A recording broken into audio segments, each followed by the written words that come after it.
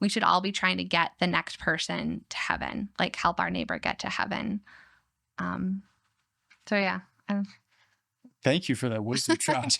That's super. I think that's it. Well, yeah. Because we get caught up in the mundanity of life.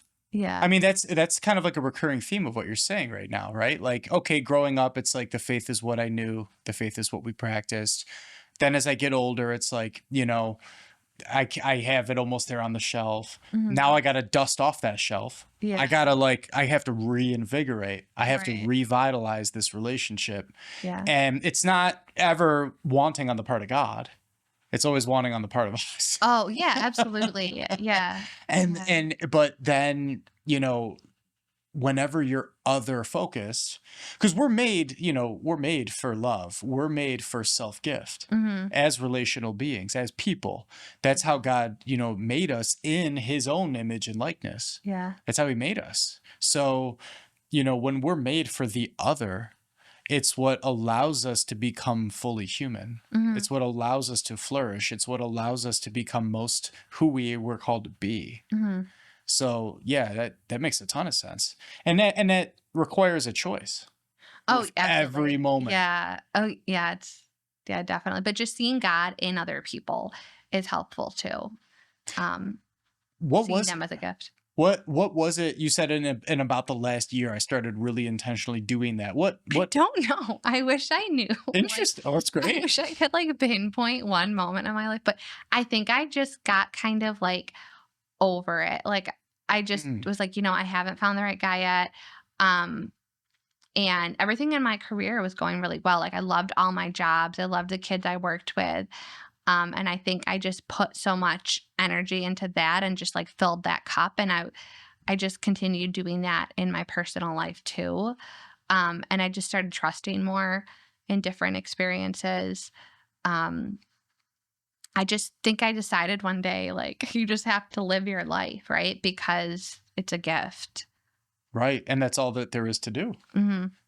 Yeah. I mean, overcomplicate it. It's just that's what we're good at. Yeah. Yeah. So, yeah. Well, and I think you really touched on it a little bit earlier, right? There was some dating experiences where it was it's almost like I'm doing this for the wrong reason. It's not like I'm a bad person or anything, but that it's I was putting, if I can use this language, making an idol out of wanting to have a relationship for the sake of having a relationship. Yeah. Over prioritizing God first, making sure the other guy's evenly yoked in terms of his relationship with God, making sure that, and that's when you have that aha moment where it's you know what? It's only ever going to happen organically anyway. Yes. Yeah. No, I love that. Yeah. That's truly been my life this year.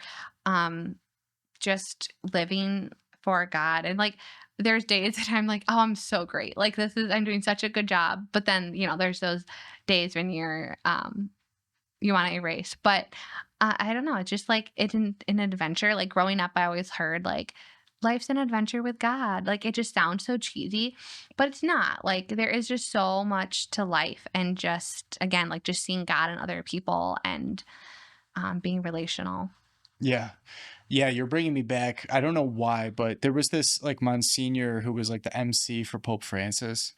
And, I was in Rome one time and we just found him on the streets. And he, it was a pilgrimage. So we had a guide who translated from the Italian. And he was oh, this is, could you give a blessing to these people? And he was the one thing he said to us was, all of life is a pilgrimage. Don't ever forget that. This is not our final destination. And just those simple words, like you said, sometimes something can sound almost hokey or cheesy or cliche, but I don't know why. It was just the right thing probably because it was whoa, this is Monsignor Guido. Yeah. He's a bishop now. But it was just to remember that this isn't your final destination. Live accordingly. Yes. No, I remember I listened once in a while to the Franciscan friars. I think it's Father Mark Mary, Brother Mark Mary. And he always ends his podcast that I had been listening to with we're pilgrims on this earth. And I had heard that over years, but I just don't think I really thought about that until maybe a year ago. That like we truly are like we're just pilgriming through this valley of tears, right? And our final destination is heaven. And if you keep that in mind, if you try to keep that in mind, it does change your day and how you live your life. And that speaks to living boldly. Hmm. So what other things other than, you know, hanging the rosary, having this mentality, making sure to be intentional with your free time, what would you say, like, what sparked the boldness aspect of it in general, or like what in particular are some other things that you've been doing or that you think that you will do Hmm. that are Well, still on the docket for the pilgrimage? well, something that really sparked my interest was I watched this movie. It's called The Unsung Hero. It's a Christian based film, and the Hmm, family is a real family. Have you ever heard of Rebecca St. James? I have not. She's a singer, Christian singer. Have you heard of King for King and Country?